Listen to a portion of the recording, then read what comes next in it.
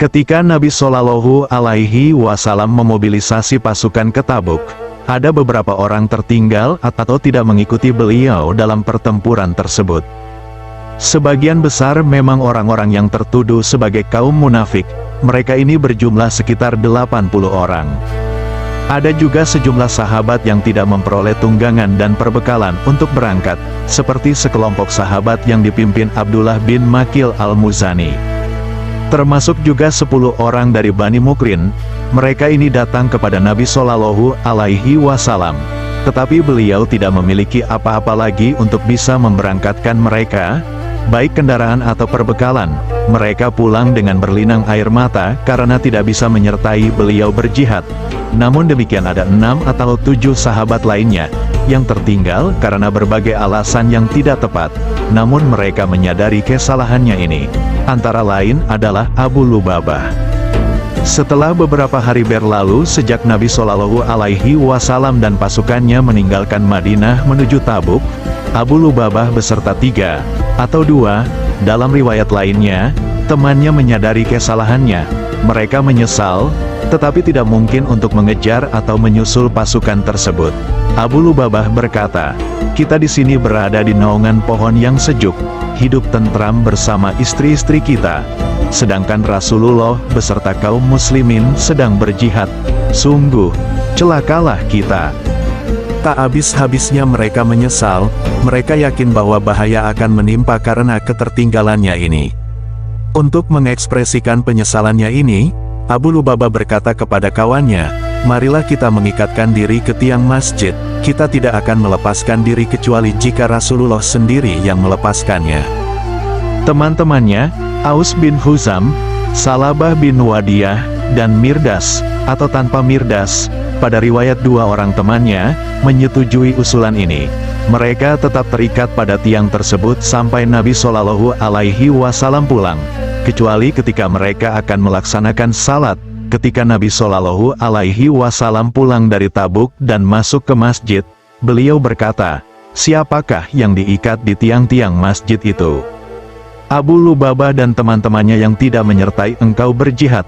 "Ya Rasulullah," kata seorang sahabat, "mereka berjanji tidak akan melepaskan diri, kecuali jika engkau ya Rasulullah yang melepaskannya."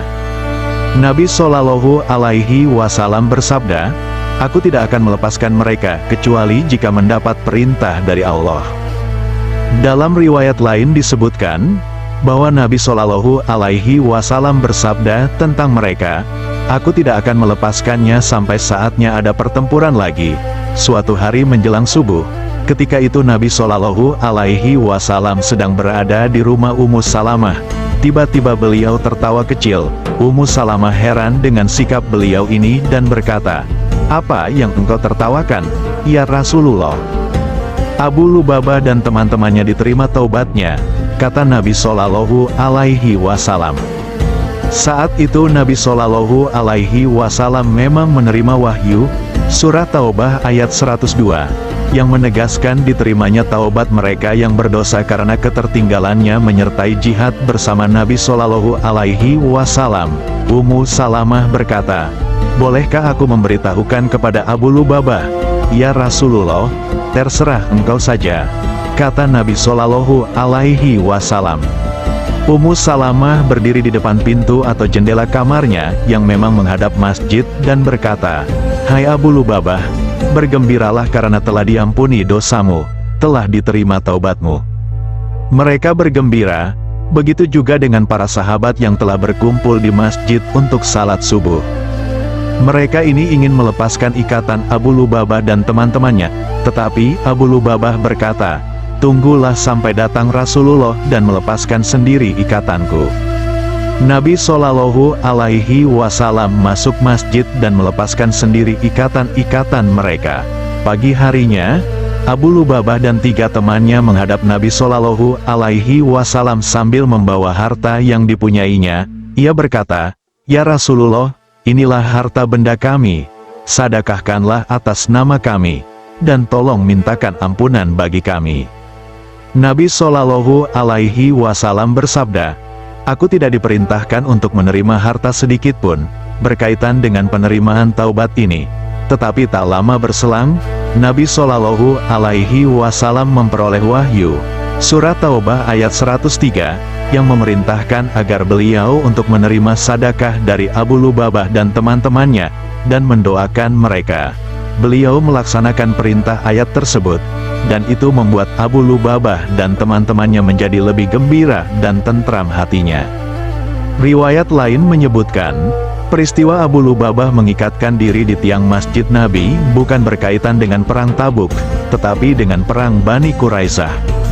Setelah berakhirnya perang Khandak atau Parit, atau perang Ahzab karena pasukan kaum kafir Quraisy dan sekutu-sekutunya diporak-porandakan oleh angin dan badai di waktu subuh, Nabi Shallallahu Alaihi Wasallam dan kaum muslimin segera kembali ke Madinah. Angin dan badai tersebut sebenarnya adalah pasukan malaikat yang dikirim Allah untuk membantu kaum muslimin, dan di waktu duhur, Jibril yang menjadi pimpinan pasukan malaikat menemui Nabi Shallallahu Alaihi Wasallam sambil berkata, "Wahai Muhammad, mengapa engkau meletakkan senjata sedangkan kami belum meletakkan senjata? Serulah mereka untuk menuju Bani Quraisyah, dan kami akan berada di depanmu. Akan aku guncangkan benteng mereka dan aku susupkan ketakutan di hari mereka."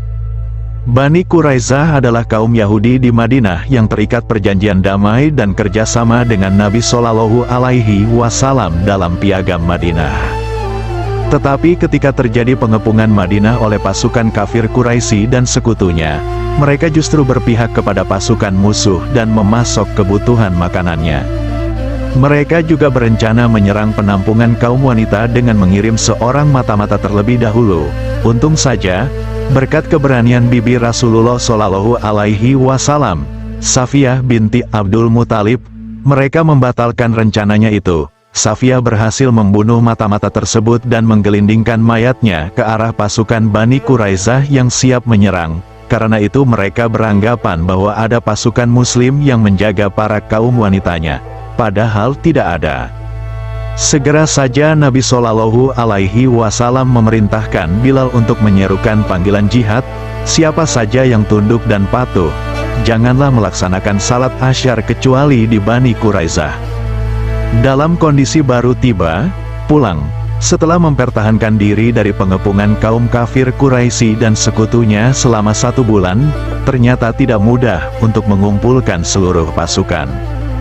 Karena itu Nabi Shallallahu Alaihi Wasallam memerintahkan agar mereka yang telah siap, walau dalam kelompok yang kecil, agar segera berangkat. Kelompok demi kelompok akhirnya berkumpul di tempat Bani Quraisyah ketika telah menjelang waktu Isya, dan pada saat itulah mereka melaksanakan salat asyar sesuai perintah Nabi Shallallahu Alaihi Wasallam.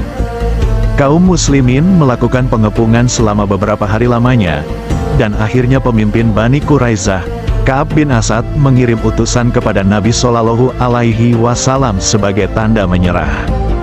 Tetapi mereka juga meminta Nabi Shallallahu Alaihi Wasallam mengirim Abu Lubabah untuk melakukan pembicaraan dan mendengar pendapatnya. Abu Lubabah memang sekutu terbaik kaum Yahudi Bani Quraisyah sebelum Islam datang. Bahkan saat itu harta kekayaan dan anak Abu Lubabah ada yang masih tertinggal, di wilayah kaum Yahudi tersebut. Dan ternyata, dalam situasi yang seperti itu Nabi Shallallahu Alaihi Wasallam memenuhi permintaan mereka.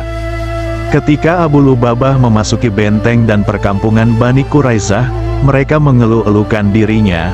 Para wanita dan anak-anak menangis di hadapannya. Hal itu membuat Abu Lubabah terharu dan merasa kasihan. Ka'ab berkata, "Wahai Abu Lubabah, apakah kami harus tunduk kepada keputusan Muhammad?" "Begitulah," kata Abu Lubabah. Tanpa sadar ia memberi isyarat dengan tangannya yang diletakkan di lehernya, isyarat bahwa mereka akan dihukum mati. Mungkin karena suasana yang dilihatnya atau rasa kedekatannya selama ini yang membuat ia bersikap seperti itu. Tetapi seketika itu ia menyadari apa yang dilakukannya, yang sama artinya bahwa ia telah mengkhianati Allah dan Rasul-Nya. Tanpa bicara apa-apa lagi ia berlari keluar, bukannya kembali menghadap Nabi Shallallahu Alaihi Wasallam, tetapi menuju Masjid Nabawi dan mengikatkan dirinya di tiang masjid sembari bersumpah tidak akan pernah memasuki Bani Quraisyah, dan juga tidak akan melepaskan ikatannya kecuali Nabi Shallallahu Alaihi Wasallam sendiri yang melepaskannya. Rasulullah Shallallahu Alaihi Wasallam menunggu-nunggu kedatangan Abu Lubabah, karena tidak datang juga. Beliau mengirimkan seorang utusan lainnya.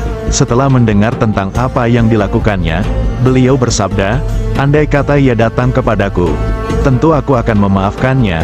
Tetapi karena ia telah berbuat seperti itu, yakni dengan diikuti sumpah, maka aku tidak bisa melepaskannya kecuali jika ia benar-benar bertaubat kepada Allah."